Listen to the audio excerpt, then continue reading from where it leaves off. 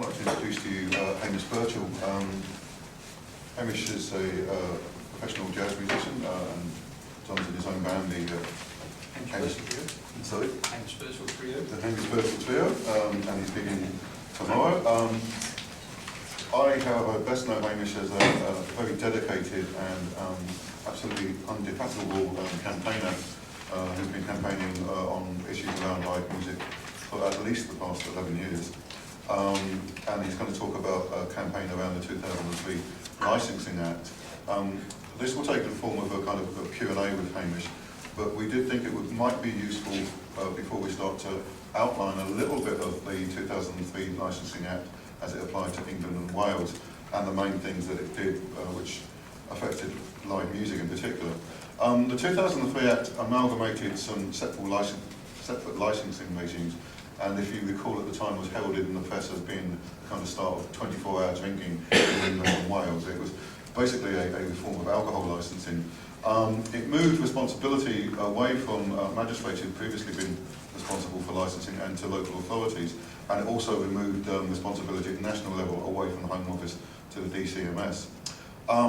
When the bill was published in 2002, the Culture Secretary Tessa Jowell described it as being a licensing regime for the 21st century. The government also predicted at that time, I remember, a boom in live music would follow.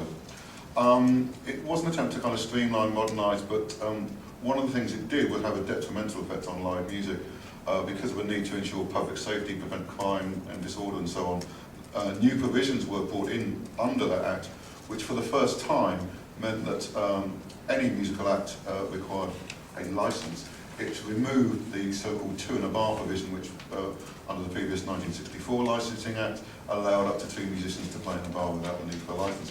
So suddenly a whole range of musical acts became licensable, that's a word, subject to a licence for the first time ever. There were various sorts of anomalies around this, and private parties became subject to licences and so on and so forth. Of course, big screen entertainment like football didn't need a separate licence, so there were various anomalies. One of the things that the government did, of course, was to set up a live music forum to study the impact of the Act. That live music forum reported in 2007 and said that despite government claims that there was going to be a boom in live music, the overall effect was, quote, broadly neutral. Other commentators have suggested that rather than being broadly neutral, it was actually detrimental to a lot of smaller venues and a lot of smaller live events. So Hamish is much more of an expert in these things. He's been campaigning very determinedly for a number of years around it. And I thought we might really start, Hamish, by saying where we are now, what the current regime is, and how it's going to change in October when the bill is actually implemented. Yeah, well, the current regime is that if you want to, as a musician, say go to a local restaurant or bar and say, look, I'd like to put on a gig maybe on Friday nights, it'll just be me, maybe be on piano or something, and I'll put up a poster outside, I'll do all the promotion for you. If that venue hasn't got a live music permission on its, what is now called its premises license, that is a potential criminal offence for the manager of the venue. And although there is an exemption in the Licensing Act for what is called incidental music, which was partly as a result of work I was doing for the Musicians' Union when the Act was a bill in 2002, 2003, it's hardly been invoked. And in fact, local authorities seem to go out of their way to avoid explaining to venues when they're applying for licenses that this exemption even exists. So the penalty is quite severe. You could, if you were found guilty, face a fine of up to £20,000 and 6 months in prison. It's quite a deterrent. Although it's rarely actually prosecuted, threats of prosecution are quite common, so the environment for small venues, grassroots venues, is one of duress, really. And the extent to which venues are licensed is a little bit difficult to determine. There have been studies by the DCMS which put the figure possibly at 50% of pubs, certainly far fewer restaurants, possibly 25%. But what they didn't look at, and has never really been looked at nationally, are the conditions that are attached to licenses even when they're granted. So typically they will run to a schedule of sometimes up to 50 or even 100 conditions on a venue for having, putting on live music, often duplicating health and safety conditions that are required under separate legislation. But for live music, it's not uncommon still to have conditions restricting the number of performers to 2 or 3, and even the genres of music to maybe classical or jazz, in the hope, in the clumsy ambition that this is going to prevent noise complaints from neighbours. And this is really the primary concern of local authorities when enforcing the legislation. It even, as you suggested, applies to private gigs. If you're putting on a private event, and by that I mean it's available only perhaps to people who buy a ticket off a very limited promotion, nobody else could get in on the night. If you're raising money for charity, that is caught. So schools may be wanting to put on a concert and charging £5–10 a ticket to help fund perhaps another music room, that would be caught. And in fact, schools have had enforcement action taken against them. So that's the current position. But what was won, finally, in Parliament, really the date of the win was the 20th of January. At third reading was an act called now the Live Music Act 2012, which will allow any venue, pretty much, not to worry about entertainment licensing, provided the live music takes place between 8 AM and 11 PM. And if it's amplified, there's a limit of 200 to the audience that is watching. If it's unamplified, there's no audience limit. The Act also removes, and this is another very important element of it, in the Licensing Act, there's also a requirement to license the provision of what they call entertainment facilities, and that extends to amplification, stage, lighting, that sort of thing, if it's for providing live music or the facility for people to make music. That's how it's defined. So it's a slightly different definition. And a parliamentary question a couple of years ago discovered that although maybe 50% of pubs had a live music permission, only about 20% of all venues had a permission for entertainment facilities. So really, it was unlikely that if you were being strict about it, about 80% of venues were probably unable technically to have live music. And the Live Music Act, that's what it looks like. I've had mine autographed. And others. Actually, that was given to me. Very nice. That removes the requirement to license entertainment facilities entirely. So that's going to go when this is implemented, which is hoped to be on the 1st of October. It's been very controversial, and it's been a very hard-fought campaign. And in fact, lobbying on changing entertainment licensing dates back to at least the early 1980s. And in fact, when people ask, well, what's the impact of entertainment licensing? Has it really caused live music that much harm? It's a very difficult question to answer with actual, data and evidence, because really, if it began anywhere at any time severely, it was in 1982, when the then Conservative government introduced legislation called the Local Government Miscellaneous Provisions Act. And what that did was give local authorities the power to charge what they liked for entertainment licensing fees. And it also transferred entertainment licensing from magistrates to local authorities. And before that time, by all accounts, the way magistrates handled the distribution of entertainment licenses was pretty light touch, and it cost peppercorn sort of rate.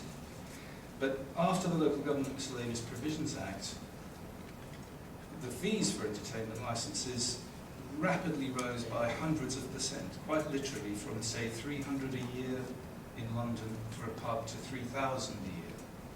And it's in that period, the 80s and early 90s, that anecdotally you hear most of the complaints from musicians that these small gigs are going. So it's got a very long history, and the studies that were done by the DCMS to evaluate the pre and post impact of the new Licensing Act, I would argue were methodologically flawed and unlikely to really show very much. The real impact had been long before, and if a culture of live music had in small venues had died out, the reasons for it weren't going to be ascertained by the questions they were asking in these studies. But as it happened, of course, as has already been alluded to, the DCMS Live Music Forum, which was set up in 2004 and headed by Fergal Sharkey, did conclude in 2007 that although the broad impact was neutral, there was harm for small venues. And the DCMS didn't like that very much, and they really rather distanced themselves from Fergal Sharkey when he said it. This was a quote, from Fergal Sharkey as head of the Live Music Forum. The DCMS maintained a different position, which was that live music was thriving. This was derived from the so-called surveys of live music, from the Mori survey of 2004, followed up by the BMRB survey of 2007. But I and others challenged the analysis of the statistics, the claims made on them, and this got very heated, and the UK Statistics Authority got involved, and they requested DCMS to moderate some of their claims and to change the way they did the statistics.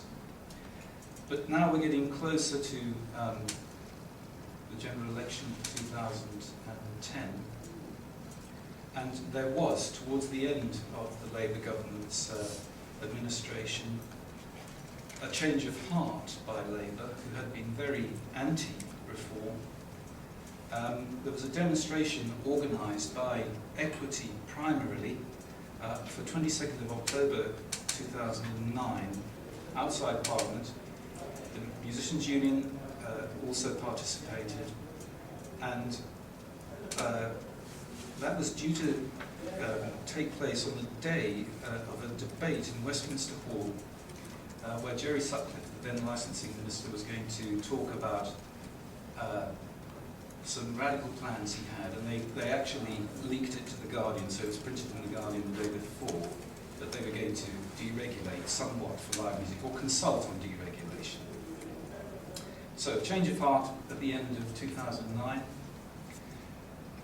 But in fact, the live music bill, as it then was, which had been working its way through slowly, led by Lord Tim Clement Jones, and which I've been working on with him since he started it in 2009,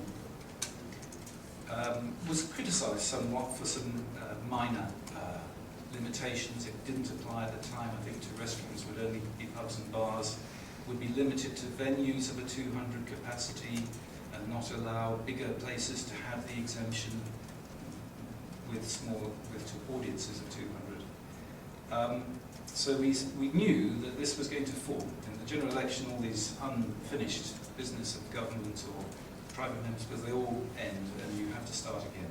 But it was an opportunity, actually, to revise it and to incorporate criticisms for its benefit, to make it apply wider.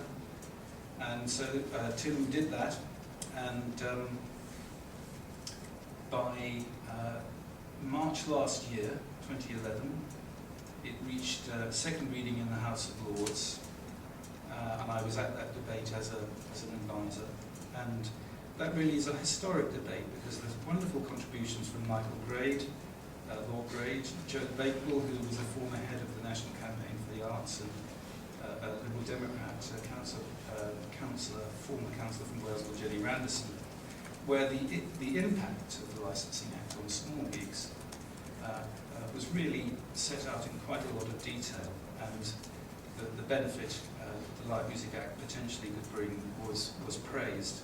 And it was after that debate, when we sort of reconvened in the lobby, that a new team of civil servants came over to us and said, look, we just want to tell you, we've decided, the minister's decided to back this, the minister being John Penrose, and whether it's through this mechanism or by some kind of legislative reform order, we are determined to bring in this reform. And so the tide really turned at that point, after 10 years of campaigning on my part. And I mustn't fail to mention, the fact that there have been obviously many contributions and organisations who backed reform. I just want to refer back to the early 90s, for example. A lot of musicians' union members had complained to the union in the 1980s that this was causing real problems for them, with the gigs that they relied on for a proportion of their income, particularly jazz and folk musicians. And a chap called Trevor Kay, who was a member, launched a campaign called the Campaign for Live Music in 1990. And I think he got quite some way in engaging politicians and getting questions raised in Parliament. But he was rather ill and couldn't pursue it. And in fact, I think he died in 1993, but not before handing over to a gentleman called, I can't remember what his name is, Dick Lorry, who is a clarinetist and publisher of this wonderful sort of underground jazz magazine, or the untraditional jazz magazine called Allegedly Hot News, which he produces irregularly, but it is really quite a resource. And Dick Lorry campaigned himself with some success, getting questions asked, I believe, in Parliament, but not really getting momentum up for a campaign as such. I kind of joined the fray in 1998, and I remember getting a meeting with the then General Secretary of the EMU, Dennis Scarn, at which he really just expressed disbelief that anybody could be whipped up into a kind of real campaign about this issue. So I thought, well, it's true then, the campaign is moribund, nothing is really being done on a national level. And so, in terms of my involvement, starting back then, I found a very good parliamentary sponsor, if you like, in Lord Redesdale, who was then a patron of the English Folk Dance and Song Society, and together with him and another peer called Tony Colwyn, who's a trumpeter, we organised a PR event in a pub in Whitehall, the Red Lion, where they got chucked out of the pub for blowing their own trumpets, as it were. And Billy Bragg attended and was very good and sang a few songs.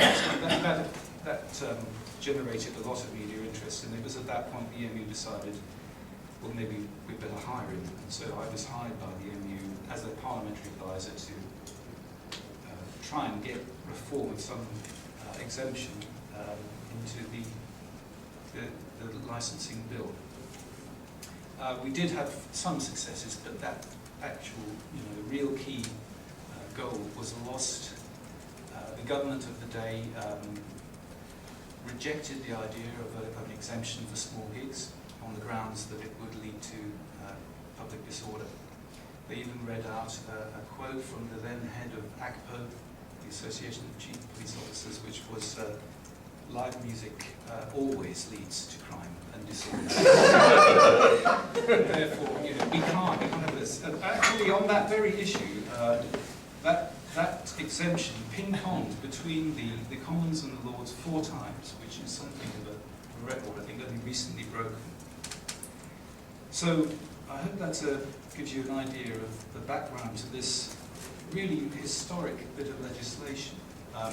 Licensing, regulating live music goes back at least 250 years, and there were other kinds of acts before it, and it has aroused a lot of ire among the authorities over the years. But the rationale really for allowing an exemption of this nature now is most public safety, if not all, is regulated separately, so it's not contingent upon entertainment licensing conditions. And that also applies to fire safety. In 2005, laws were changed, completely separating fire safety conditions from entertainment licensing, so it's no longer tied into it at all. Only noise is now argued, really, by any opponents of deregulation as justifying licensing.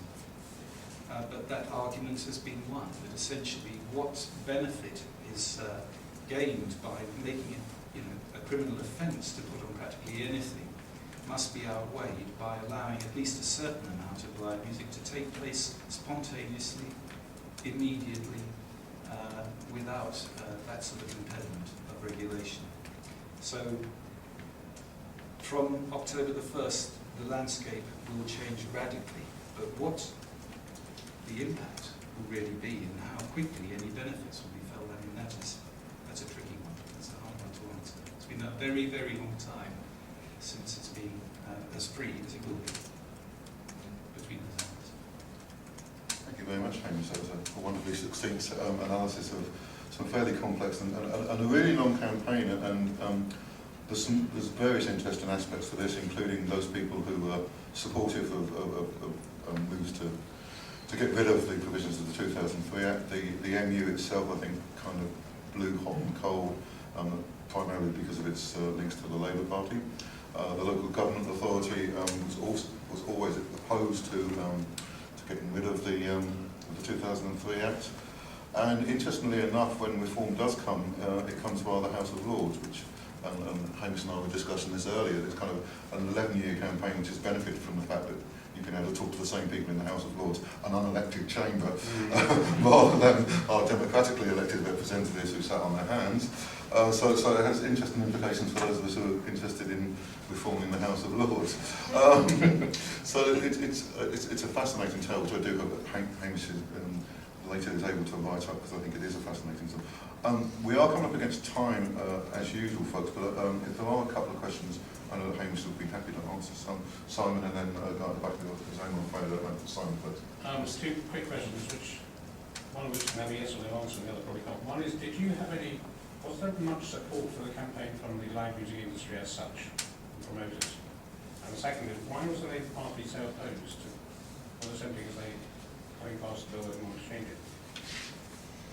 Okay, answer the first question is that in the past few years, the music industry, as represented by UK Music, which is their lobbying agency, has been totally behind it. Right. And Fergal Sharkey, when he was their CEO, was outspoken in support of reform. And only 2 weeks ago, the UK Music, with the Musicians' Union, organised a thank you to politicians and others, and I was there specifically for bringing in the Act. So yes, to that one. Sorry, remind me back. Why was Labour so opposed? That's a very tough one. It seemed to me, when I was working for the Musicians' Union, that they had been persuaded by the local authorities that licensing was the best and only way to ensure that venues putting on almost any live music would act responsibly and not cause mayhem in the local community. They seem to buy very heavily into the idea of micro-regulation. At the same time as they were freeing up drinking. Yeah. Might have been seen as the quid pro quo for being accused of freeing up people to drink. Maybe. Just as, sorry, my name's Rob. I do promotions for a local restaurant. I think they're currently paying £5,000 for their licence. And you say from the beginning of October, if they're, did you say it was, if they've got 2 musicians, then there's no, then they won't need the licence. Sorry, could you just repeat what how it's going to change? Not quite as you've got it. From the 1st of October, you won't need to have an entertainment licence authorisation to have live music, and that applies irrespective of the number of performers. If you're a venue that's already got an and been through that process and you've already got a live music authorisation on your premises licence, there'll probably be conditions. And the effect of the Live Music Act will be that those conditions will be unenforceable between 8 AM and 11 PM. So if you were a venue with the permission, and the permission came with the condition that you had only 2 performers, that would be cancelled out between 8 AM and 11 PM. I'm not sure we get the figure of £5,000 though, because there aren't annual fees of that order, except for venues of the size of a stadium. No, this is just a very, sorry, that was the figure that he quoted to me, maybe. That probably or possibly be the total cost to acquire the permission in the first instance. It might be with lawyers' fees and everything. Sorry, you just talk about with music with and without amplification. Various instruments can play at different levels. Once you have a banjo there, you can barely hear a guitar or a mandolin. So you often need to use electric amplification to balance the sound. Does the very fact you're having electric amplification there come under the act, or will you be able to mic up a singer even if the other instruments aren't? Amplification, as I understand it, of any level will invoke the 200 audience capacity limit. So you can have your music, no permission required, but you mustn't have more than 200 people in the audience. How that's going to be monitored is another question. They'll probably be asking venues to make sure they've got a system, of counting wristbands or something. Very quickly, then I know we must finish because we've got a short break before Stuart comes. It's not a question actually. It's you may be about to say this, Martin, but I think it's just a fantastic campaign and a great victory, and a victory in the name of freedom. Actually, it seems to me. So I wanted to express gratitude and admiration to Hamish for the work he's done. Thank you very much. Took the words out of my mouth, though. Thanks.